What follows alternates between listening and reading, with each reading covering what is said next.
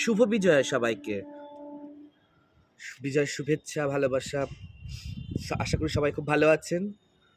আজকে আমি কতগুলো কথা বলবো বলে এলাম। না বলে পারছিলাম, প্রথমে ভেবেছিলাম নাই বা বললাম, সব কিছুতেই যে নাক গলাতে হবে তার তো কোনো মানে নেই।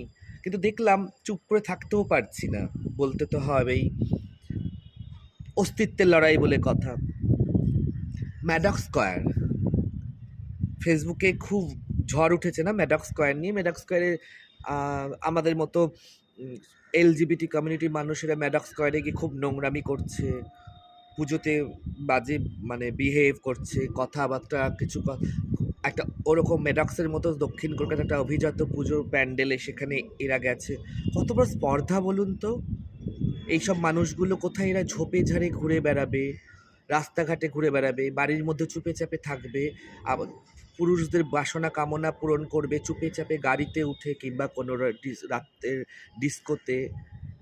তারা তো এদের এত বুকের পাটা জেরা চলে যাচ্ছে জনসমক্ষে ওই একটা অভিজাত পুজো কমিটি যেখানে এত বড় বড় সৃজনশীল মানুষেরা থাকে, সেই সৃজনশীল মানুষদের মধ্যে চলে যাচ্ছে নিজেদেরকে তুলে ধরতে এবং সেখানে গিয়ে ধোঁয়া ওড়াচ্ছে। পুজোর 4টে দিন তো জানেন তো, জীবনের প্রথম থেকেই আমাদের প্রত্যেকটা দিন এই শব্দগুলো শুনে বড় হতে হয়েছে। ওই মনা শব্দ, এই মনা তোর নিচে কি আছে রে, এই মনা তুই ছেলের সাথে শুবি না মেয়ের সাথে শুবি রে, এই মনা তোর নিচে যে লেবু লঙ্কা আছে নাকি ইঁদুরের গর্ত আছে, এই মনা পেছনে নিবি না মুখে নিবি, এই মনা আজ রাতে আমার বাড়িতে যাবি নাকি অন্য কারো বাড়িতে যাবি, এই মনা চল না ক্লাসরুমের কোনাটা ফাঁকা আছে, এই মনা চল না ক্লাসরুমের পেছনের বেঞ্চটায় বসি, এই মনা চল না বাথরুমে যাই। আমরাও শুনেছি, প্রত্যেকটা মুহূর্ত শুনতে শুনতে শুনতে শুনতে দেওয়ালে পিঠ ঠেকে গেছে। দাদারা, আজ আপনাদের খারাপ লাগছে তাই না? কথায় আছে না, সমস্ত ক্রিয়ার প্রতিক্রিয়া। সারা জীবন শুনতে শুনতে যখন আমাদের কানের মধ্যে এই কথাগুলো বাজে, শুধু তো শুনলে হয় না, ইনপুট যেমন আছে তার তো আউটপুটও থাকে। সেই আউটপুটগুলো না পুজোর 4টে দিন বেরিয়ে আসছে ম্যাডক স্কোয়ারে। আপনাদের খারাপ লাগছে তাই না?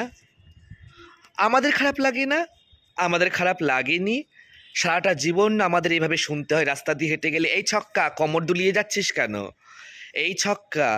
একটু যখন বড় হয়েছি তখন যখন একটু বক্ষ যুগল যখন একটু বড় করতে শিখেছি তখন বারে বারে প্রশ্ন করা হতো, এই মনা তোর বুকে কি আছে, লেবু নাকি কাপড় গুজেছিস, এই মনা আমারটা চুষে দিবি।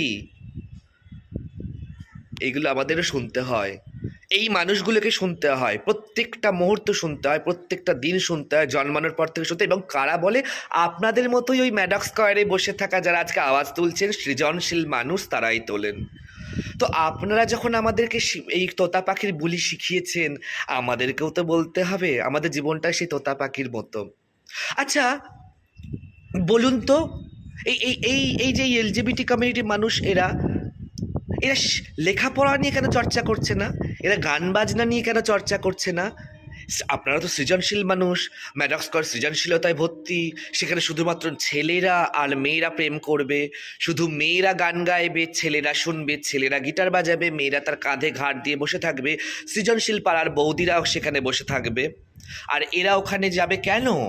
এত বড় বুকের পাটা এদের হয় কি করে, তাই না?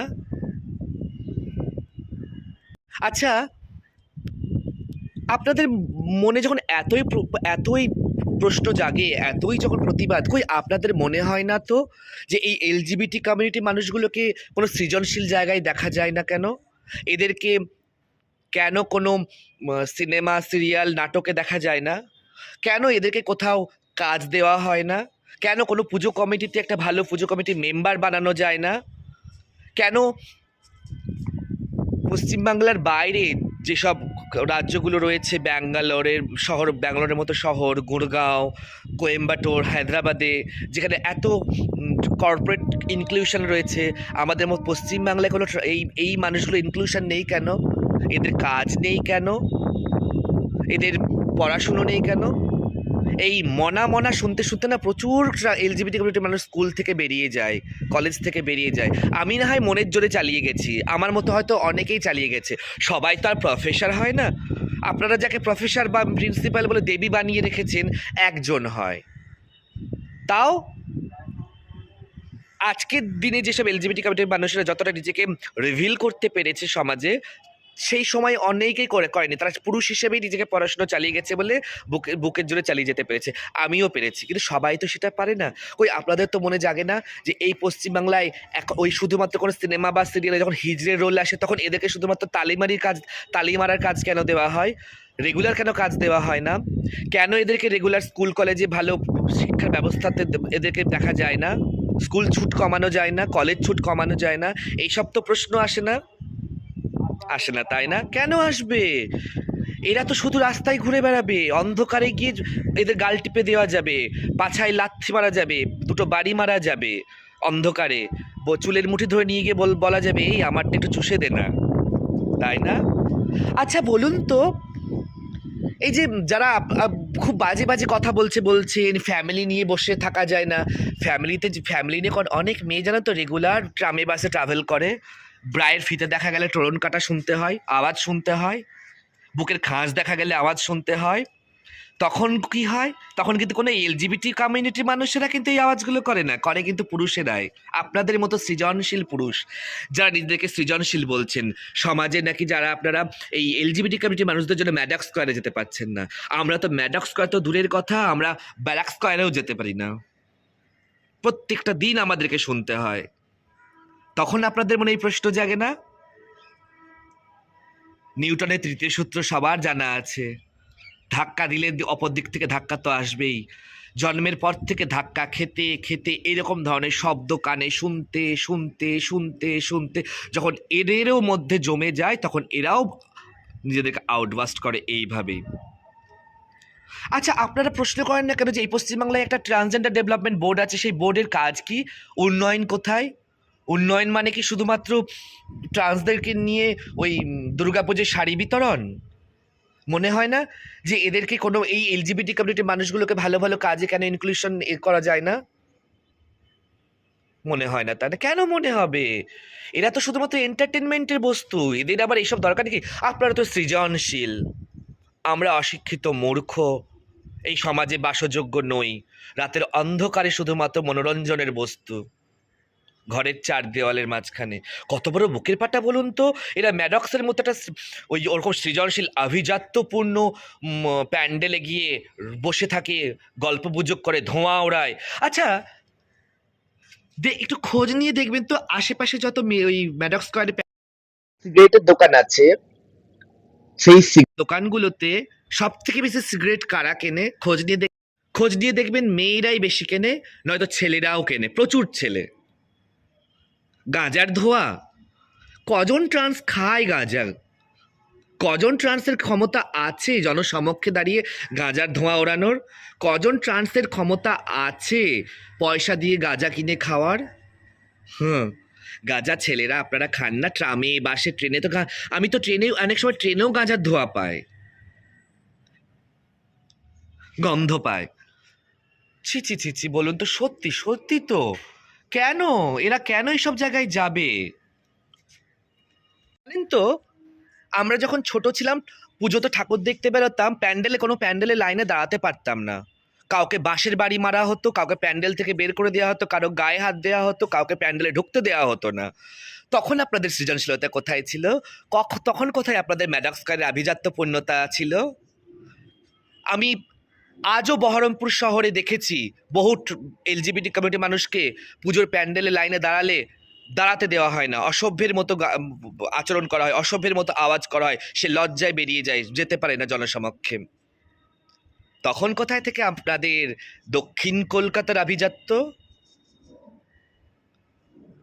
একটুটাই ম্যাডক স্কয়ারেই গেল এরা, 4টে দিন তো যায়, গিয়ে একটু আনন্দ করে, সারাটা বছর তো মনে যন্ত্রণা নিয়ে ছটফট করে ঘরের চার দেওয়ালে, আর আপনাদের মনোরঞ্জন করে। তো 4টে দিন নাই ওরা নিজেদের মধ্যে নিজেরা মনোরঞ্জন করলো, সেটাও সহ্য হচ্ছে। কেন সহ্য হবে? এদের কত বড় স্পর্ধা বলুন তো! এরা একটা আভিজাত্যপূর্ণ জায়গায় এসে নিজেদের মতো মনোরঞ্জন করবে, নিজেদের মধ্যে আনন্দ ফুর্তি করবে। কেন করবে? ঠিক না? আপনাদের মধ্যে কোনো কোনো প্রশ্ন জাগে না যে এই মানুষগুলোকে বড় বড় কাজের জায়গায় কেন দেখতে পায় না? শিক্ষার হার এত কম কেন? স্কুল কলেজগুলোতে কেন এরা থাকে না? কেন স্কুলে গেলে স্কুল থেকে পালিয়ে যায়? আপনারা জানেন? আপনাদের সো কল্ড আভিজাত্যপূর্ণ গ্রুপ থিয়েটার আমি বেশি দিন চালাতে পারিনি। সেখানেও আমাকে বলা হতো, আমি 6 মাসের একটা কোর্সে ভর্তি হয়েছিলাম, নাম করে বলছি, আপনাদের শহরের অভিজাত্যপূর্ণ নাটকের দল নান্দিকার, সেখানে আমি ভর্তি হয়েছিলাম 6 মাসের একটা ওয়ার্কশপে। সেখানে আমাকে বলা হতো, ছেলের রোল করবি মানা, না মেয়ের রোল করবি? মানা তুই ছেলেদের মতো হেঁটে যাবি না মেয়েদের মতো হেঁটে যাবি? মানা তুই ব্লাউজ পরবি না শাড়ি পরবি? মানা তুই প্যান্টি পরিস না জাঙ্গিয়া পরিস? মানা তুই ব্রা পরিস না গেঞ্জি পরিস? ও, সেটা অভিজাত্যপূর্ণ মানুষদের কথাবার্তা মানা। আর আমাদের মনা শুনতে লাগে খুব খারাপ, তাই না? তোমাদের মনা মনা আর আমাদের মনা কানে টানা, তাই না? আমিও পারিনি বেশি দিন ওই নাটকের দলে কাজ করতে, আমি বেরিয়ে গেছি। 6 মাসের জায়গায় 3 মাসও করতে পারিনি। সেই নাটকের দলেরই যিনি কর্ণধার, তার মেয়ে আমাকে বলতে, এই লবঙ্গ লতিকার মতো অভিনয় করিস না, পুরুষের মতো কর। কোনটা পুরুষের মতো আর কোনটা লবঙ্গ লতিকার মতো আমি আজও জানি না। আমি তো এটাই। কই দেখুন তো, এত সিনেমা সিরিয়াল হয়, এত প্রচার হচ্ছে, কোথাও কোনো ট্রান্সদের তো দেখা যায় না, কোনো এলজিবিটি কমিটির মানুষদের তো দেখা যায় না। কর্পোরেট সেক্টরগুলোতে কেন এরা কাজ করছে না? কেন এদেরকে এই কাজের জায়গাগুলো দেওয়া হয় না? এই এই পশ্চিমবঙ্গে কেন এই মানুষগুলোকে শুধুমাত্র ওই রাস্তায় রাস্তায় ঘুরে বেড়াতে হয়? ভালো কাজ পেলে তবেই না এরা সময় দেবে নিজেদেরকে। কাজ নেই বলে তো আজকে ম্যাডক্সে গিয়ে অকাজ করছে। যদি এদেরও ভালো কাজ থাকতো, যদি এরাও ভালো সমাজে কাজ পেতো, কর্পোরেটে জব করতো, সারা মাস সারা বছর কাজের খাটনিতে থাকা খাটনি করতে করতে ওই 4 দিন ম্যাডক্সে গিয়ে এত ফুর্তি করতে পারতো না, ক্লান্ত হয়ে পড়তো। কিন্তু সারা বছর তো এদের হাতে কিছু নেই। না আছে পরিবারের ভালোবাসা, না আছে মনের মানুষ, না আছে কাজ, না আছে অর্থ, না আছে ভাতা, না আছে উন্নয়ন, না আছে সরকারি কোনো সহায়তা, না আছে পরিবারের সহায়তা, না আছে সমাজের সহায়তা। তো এরা তো সারা বছর ফেউ ফেউ করে ঘুরে বেড়ায়। কি স্পর্ধা না? এই 4 দিন গিয়ে ম্যাডক্সে গিয়ে আনন্দ ফুর্তি করছে, আপনাদেরকে শুনতে হচ্ছে। আমরা জন্মের পর থেকেই শুনে আসি, এই মনা, তোর প্যান্টের নিচে লেবু লঙ্কা না ইঁদুরের গর্ত? এই মনা, ব্রা পরবি? এই মনা, যদি কোনো বড় কুর্তা পরতাম তো বলতে, এই মনা, মায়ের শাড়ি কেটে জামা বানিয়েছিস? আমাদেরকেও এই মনা মনা মনা শুনতে শুনতে আমরাও আজ কানে আমাদের কানেও তালা লেগে যাচ্ছে, লেগে গেছে, দেওয়ালে পিঠ ঠেকে গেছে। আপনাদের এইটুকু 4 দিন কষ্ট, এত কষ্ট হয়ে গেল, আর আমরা বলুন তো বছরের পর বছর জীবন ধরে এইসব শুনে যাচ্ছি, রাস্তাঘাটে, পুজোতে, প্যান্ডেলে। পুজোর প্যান্ডেলে আমি নিজেও আমি বহু বছর পর্যন্ত পুজোর প্যান্ডেলে লাইনে দাঁড়িয়ে ঠাকুর দেখতে পারিনি। বহরমপুরের মতো ছোট শহর থেকে তো আমি উঠে এসেছি, কলকাতার মতো বড় শহরেও আমি পুজোর লাইনে দাঁড়িয়েছি, তো ওই দেখো ছক্কা এমন ব্যাকা সুরে হেসেছে, এমন আওয়াজ করেছে, কেউ কেউ এমনও বলেছে, বুকে কি কাপড় গুজেছে দেখ তো। লজ্জায় প্যান্ডেলে ঠাকুর দেখতে যেতে পারতাম না, খুব কষ্ট হতো। সারা বছর মনে হতো এত জামা কাপড় কিনবো কিন্তু কোথায় যাব পরে যে পুজোর প্যান্ডেলে ঠাকুর দেখতে যাব? সেই প্যান্ডেলে তো আমার কোনো অধিকারই নেই ঢুকবার, আমাকে তো ঢুকতেই দেওয়া হবে না। খুব খারাপ, খুব খারাপ এরা, সত্যিই খারাপ। আমাদের মতো খারাপ সত্যি কেউ নেই, কারণ আমাদের শিক্ষা নেই, আমাদের কাজ নেই, আমাদের উন্নয়ন নেই, আমাদের কিচ্ছু নেই। আমাদের শুধু একটাই আছে, মনোরঞ্জন। রাতের অন্ধকারে ঘরের বাড়ির পেছনে, নয়তো ঝোপে ঝাড়ে, নয়তো গাড়িতে, নয়তো অন্ধকার ক্লাবের ডিস্কোতে, বাথরুমে, নয়তো আপনার পাড়ার কোনো ক্লাবের পেছনে। কি করব বলুন তো? আপনাদের এত রকমের প্রশ্ন মনের মধ্যে জাগছে যে এরা ম্যাডক্সে এসে ম্যাডক্সের সমাজটা নষ্ট করে দিচ্ছে। আমাদের এইটুকু তো আপনাদের মনে প্রশ্ন জাগছে না যে এদেরকে সমাজে কেন সমাজের করে নেওয়া হচ্ছে না? এরা আজ কেন অসামাজিক? সমাজের সামাজিক জায়গাগুলোতে এরা কেন নেই? কত সিনেমা সিরিয়াল হচ্ছে, কোথায় ট্রান্স চরিত্র নেই তো? এলজিবিটি কমিউনিটির মানুষদের প্রচুর ট্রান্স এলজিবিটি কমিউনিটির অভিনেতা আছে, তাদের কেন কাজ নেই এই পশ্চিমবঙ্গে, এই পোড়া বাংলায়? শুধুমাত্র ম্যাডক্স স্কোয়ার একটা আপনাদের কাছে উদাহরণ হয়ে গেছে। আমাদের জীবনে প্রত্যেকটা দিন ম্যাডক্স স্কোয়ার। আমরা প্রত্যেকটা দিন রাস্তাতে এরকম শুনি, ট্রামে, বাসে, কনুইয়ের গুঁতো। আপনারা জানেন, আচ্ছা, এই যে রাস্তাঘাটে আপনারা যারা মহিলারা আছেন, প্রত্যেক দিন অফিসে যান ট্রামে বাসে চড়ে, ঘামে ভিজে, লোকাল ট্রেনে, আপনারা বলুন তো, আপনাদেরকে ট্রেনে শুনতে হয় না ব্রায়ের ফিতে একটু দেখা গেলে, এই মনা পইতে দেখতে পেয়েছি, শুনতে হয় না বুকের খাঁজ দেখা গেলে? সেখানে কি এই এলজিবিটি কমিউনিটির মানুষগুলো এই আওয়াজগুলো দেয় দিদিরা, নাকি সেখানে পুরুষেরা দেয়? আপনাদের সৃজনশীল পুরুষেরা, অভিজাত্যপূর্ণ পুরুষেরা। খুব খারাপ, আমরা সত্যিই খারাপ। আমাদের বেঁচে থাকার অধিকারই নেই এই সমাজে। কেন বেঁচে থাকবো বলুন তো? কেন ম্যাডক্সের মতো একটা অত সুন্দর সুন্দর পরিবেশে, যেখানে নারী পুরুষেরা বসে চুম্মাচাটি করবে, আর আমরা সেখানে গিয়ে নাচবো কুদবো? শুধু ছেলেমেয়েরা চুমাচুমি করবে ওখানে, পাড়ার বৌদিরা বুকের খাঁজ দেখিয়ে ধনুচি নাচবে, আর আমরা ওখানে গিয়ে সেই নাচের মধ্যে কি বলবো, মানে কাবাব মে হাড্ডি কেন হব? ছি ছি ছি ছি ছি ছি, খুব খারাপ, খুব খারাপ।